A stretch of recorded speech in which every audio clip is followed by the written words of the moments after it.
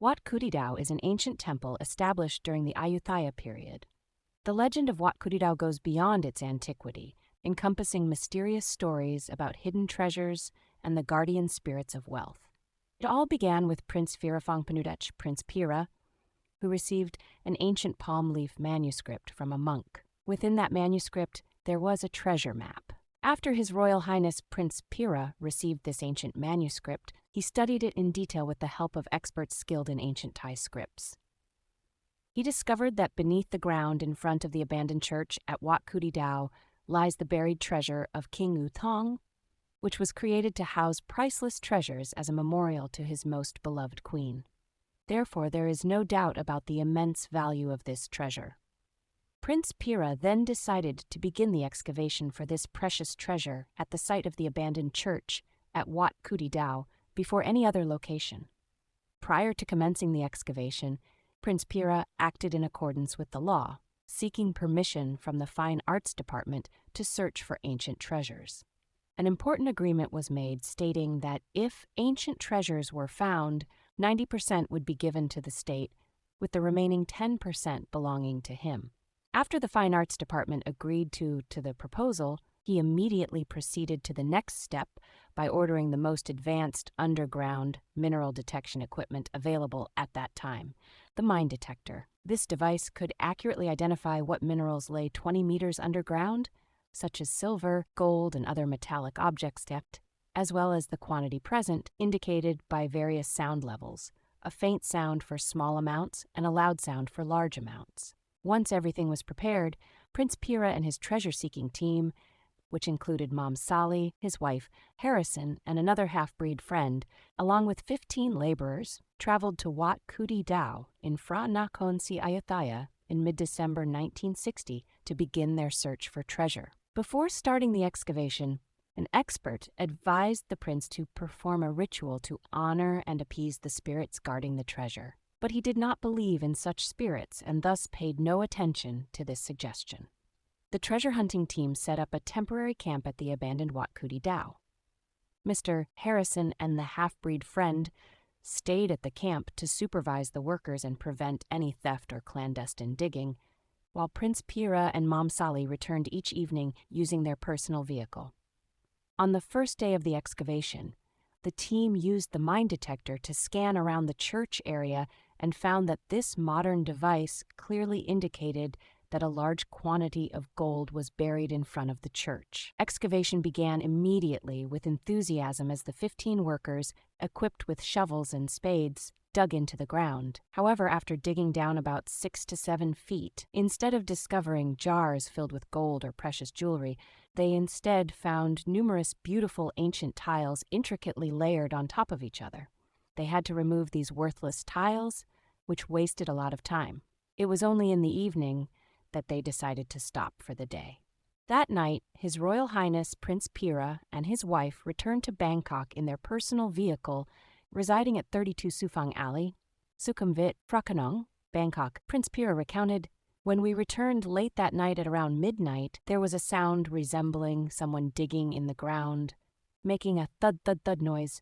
At first, I thought it was the sound of mice chasing each other, but as I listened, it turned into the sound of someone digging. I thought it might be thieves stealing soil since we had just dug a pond, so I took my gun and went outside to check, but I saw nothing. I went back to bed, only to hear the digging sound again."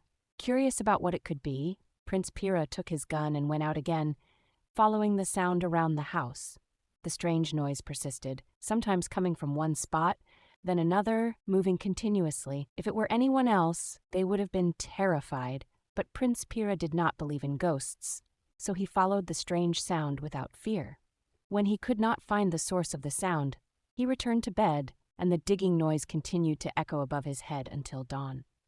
The next morning, Prince Pira went to check the area where the strange sound had come from, but there were no signs of anything unusual. Nothing was missing, not even a single clump of soil. He recounted, "They came to disturb us, probably because we did not show respect or apologize to them before digging.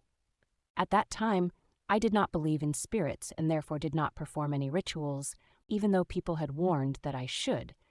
Prince Pira shared this story with relatives, friends, and villagers who had come to help dig for treasure. Everyone who heard the story unanimously agreed that it must have been the spirit of the treasure guardian, warning him to stop the excavation, which was not his own. They all urged him to abandon the treasure hunt, fearing it could lead to danger. However, he and his friends were determined not to abandon their plans and ordered the digging to continue. The next day, Prince Pira used the mine detector to check the hole they had left. The device indicated, once again, that there was a large amount of gold buried beneath that area. They instructed the workers to continue digging in the same hole, widening it and removing a lot of soil, but they only found a small ancient pot containing human bones, with nothing else discovered. The next day, the excavation continued. Today, 2 small Buddha statues were found, but no treasures emerged at all, despite the mineral detector indicating that there was plenty of gold buried in that area, and the pit was already quite deep. As the days went by, the digging continued until one evening around 5 p.m., when Prince Fira laid down the mine detector he had been holding for a long time.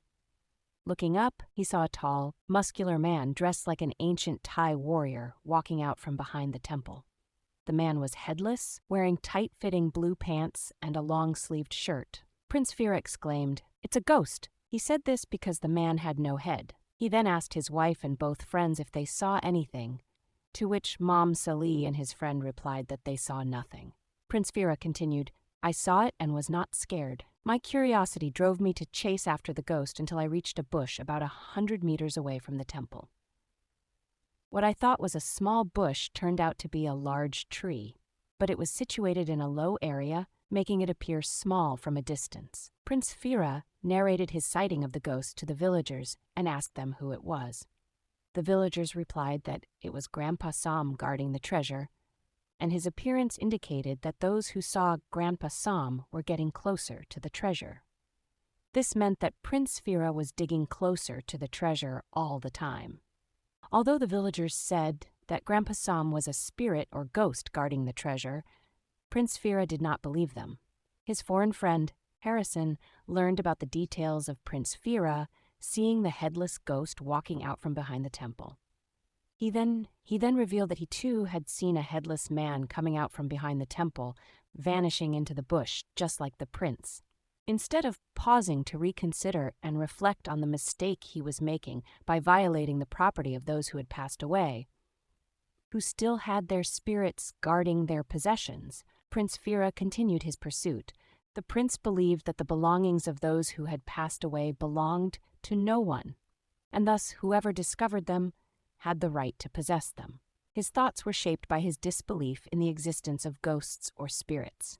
Even when the spirit of the treasure owner, or Grandpa Sam, manifested to seemingly warn him, Prince Fira paid little attention and ordered the excavation to continue.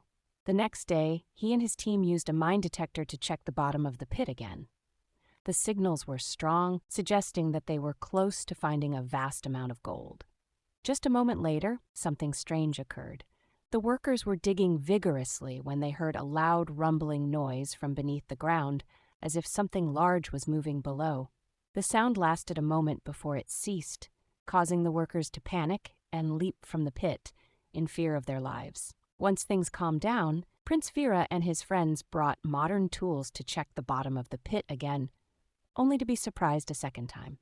The signals that had previously been loud were now faint, thus indicating that the treasure had shifted to another location. Undeterred, Prince Fira ordered the workers to move to a new position, approximately 30 meters away, where the detector indicated the treasure might be buried. However, as they dug deeper toward the marked location, they encountered another strange occurrence. The same rumbling sound returned, and the detector fell silent once more. For 2 full days, the treasure-seeking team attempted to dig for the elusive treasure that seemed to constantly evade them. Interestingly, the area where the treasure had moved sometimes formed shapes like squares or circles, yet they only brought up dirt, finding not even a single piece of gold. Seeing this, Prince Fira ordered the digging to stop and began to take an interest in the mysterious world of sorcery. He happened to learn of a well-known monk skilled in supernatural powers. Upon hearing about the mysterious phenomena surrounding the excavation at the abandoned temple, the monk agreed to perform a ritual to seek permission to dig. At an auspicious time, this powerful monk set up a spirit altar behind the temple. The monk then brought out a magical egg, which displayed colors of green and red. He confirmed that there was indeed a large amount of gold buried at this location. The rituals took place for about 3 to 4 weeks, but as the rainy season approached, the ceremonies had to be halted. Even after the rainy season passed, they did not continue, as there was uncertainty about whether the spirit guarding the treasure would grant permission. I shared the tales of the supernatural occurrences in the treasure digging at Ayutthaya with another monk who was very skilled and regarded as a master. He achieved many supernatural powers. While meditating, he communicated with a headless figure I had seen. The monk confirmed that this being was real and identified as a treasure guardian named Fad, who was a former soldier of King Yu Thong. The spirit told the monk that if I disturbed him by digging for treasure without following the proper rituals, whether or not the treasure could be granted depended on our merit and karma. Nevertheless, he had cursed those who attempted to excavate the treasure, stating that they would not prosper in their endeavors. This curse from the spirit guarding the treasure became evident later on. The business that Prince Fira undertook with 2 of his friends faced ruin and collapsed.